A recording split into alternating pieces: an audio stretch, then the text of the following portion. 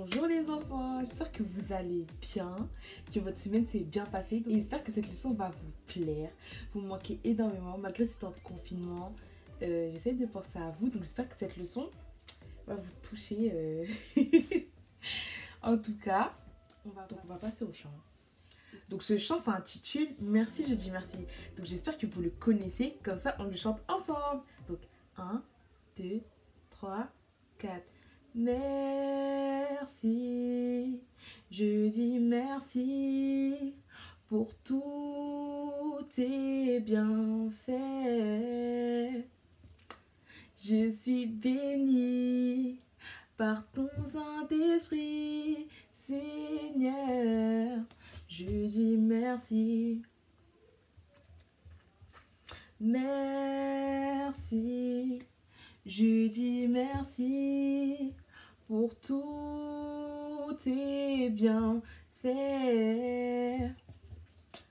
Je suis bénie par ton Saint-Esprit, Seigneur.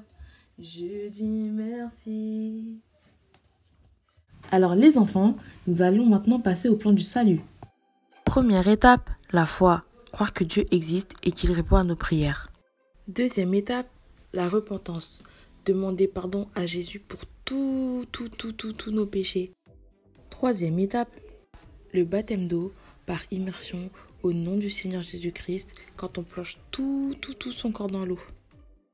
Quatrième étape, le baptême du Saint-Esprit quand le Seigneur vient dans notre cœur et que nous parlons une langue que nous ne connaissons pas.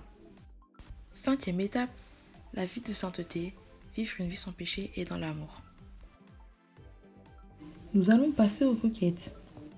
Seigneur Jésus, pose ta main sur ma famille, garde-les et protège-les, garde-les de tout mal et de tout danger. Au nom puissant du Seigneur Jésus-Christ, Amen. Seigneur Jésus, pose ta main sur les malades, protège-les et guéris-les. Au nom puissant du Seigneur Jésus-Christ, Amen. Seigneur Jésus, pose ta main sur mes maîtres et mes maîtresses, sur mon école et sur mes camarades de classe. Au nom puissant du Seigneur Jésus-Christ, Amen. Seigneur Jésus, garde et protège le pasteur et sa famille. Garde-les de tout mal et de tout danger. Au nom puissant du Seigneur Jésus-Christ, Amen. Donc pour la leçon d'aujourd'hui, je vais vous parler de l'histoire d'un héros. D'un très grand héros. Le plus grand héros de la terre. C'est mon héros à moi.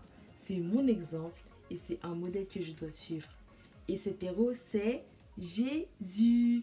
Donc je vais vous laisser avec cette histoire. Et on se voit après. À tout de suite. Notre leçon prend place après que Jésus ait été baptisé par Jean-Baptiste dans le fleuve du Jourdain. Après avoir été baptisé, Jésus fut ramené par le Saint-Esprit dans le désert où il sera tenté par le diable. Je vous laisse avec la suite. Après avoir été baptisé, Jésus a été ramené dans le désert par le Saint-Esprit. Après avoir jeûné et prié 40 jours et 40 nuits, il eut faim. Le diable se rend compte que Jésus a faim, alors il en profite pour le tenter. Il lui dit, « Si tu es vraiment le Fils de Dieu, dis à ces pierres de devenir des pains. » Mais Jésus lui a répondu en citant les Écritures. Il est écrit, « L'homme ne se nourrit pas seulement de pain, mais de toute parole qui sort de la bouche de Dieu. » Ensuite, le diable a lancé un défi à Jésus. « Si tu es vraiment le Fils de Dieu, jette-toi du haut du temple, car il est écrit, Dieu enverra ses anges pour te rattraper. » Mais Jésus a de nouveau répondu en citant les Écritures. Il est écrit, « Tu ne provoqueras pas le Seigneur ton Dieu. » Le diable l'emmène encore sur une très haute montagne, une très haute montagne. Il lui fait voir tous les royaumes du monde et toute leur puissance. Et il lui dit, « Je te donnerai tout cela si tu t'abaisses devant moi et si tu m'adores. » Alors Jésus lui dit, « Va-t'en Satan, car il est écrit dans la Bible, tu adoreras le Seigneur ton Dieu, c'est lui seul que tu serviras. » Alors le diable le laisse et des anges sont venus apporter à manger à Jésus.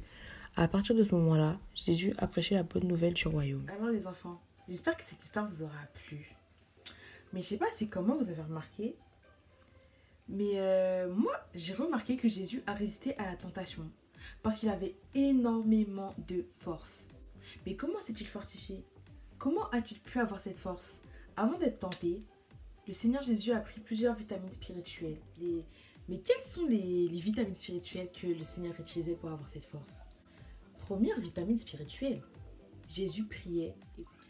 Deuxième vitamine spirituelle, Jésus lisait la parole de Dieu. À chaque fois que Satan venait le tenter, le Seigneur citait la parole de Dieu.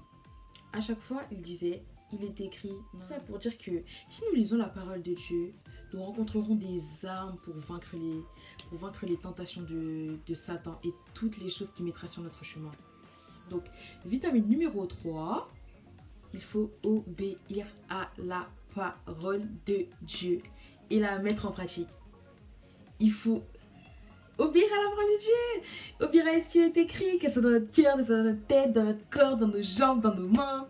Mais il faut que la parole de Dieu, il faut que nous reflétions la parole de Dieu, que nous reflétions le Seigneur Jésus-Christ à travers nos actions, nos façons de parler, nos façons de penser, ou qu'importe. Mais nous devons avoir pour base la parole de Dieu. Donc les enfants, quelles sont les 3 vitamines spirituelles que j'ai citées précédemment? Première vitamine spirituelle, numéro 1, la prière. Nous devons prier chaque jour avec le Seigneur. Comme il est dit dans la parole, il faut prier sans cesse. Pour notre vitamine spirituelle numéro 2, nous devons lire la parole de Dieu tous les jours. Tous les jours. Tous les jours. Tous les soirs ou tous les matins ou quand vous voulez, quand vous avez le temps. Mais lisez la parole de Dieu afin que vous puissiez être ancrés dans cette parole, que vous puissiez comprendre cette parole. Et si vous ne savez pas lire votre Bible seul, demandez à vos parents de vous aider. Et nous devons, en 3e étape, obéir à la parole, obéir à chacun des écrits et la mettre en pratique dans notre vie au quotidien. Donc les enfants, j'espère que cette activité vous aura plu et qu'elle vous aura touché. Les enfants, nous allons passer à notre verset du jour. Et ce verset est « Résistez au diable et il fuira loin de vous » Jacques 4, 7. Résistez au diable et il fuira loin de vous. Jacques 4, 7. Résistez au diable et il fuira loin de vous. Jacques 4, 7. Sur ce, je vous souhaite une bonne fin de journée, un bon petit repas en famille. J'espère que cette leçon vous aura touché et à dimanche prochain. Que Dieu vous bénisse.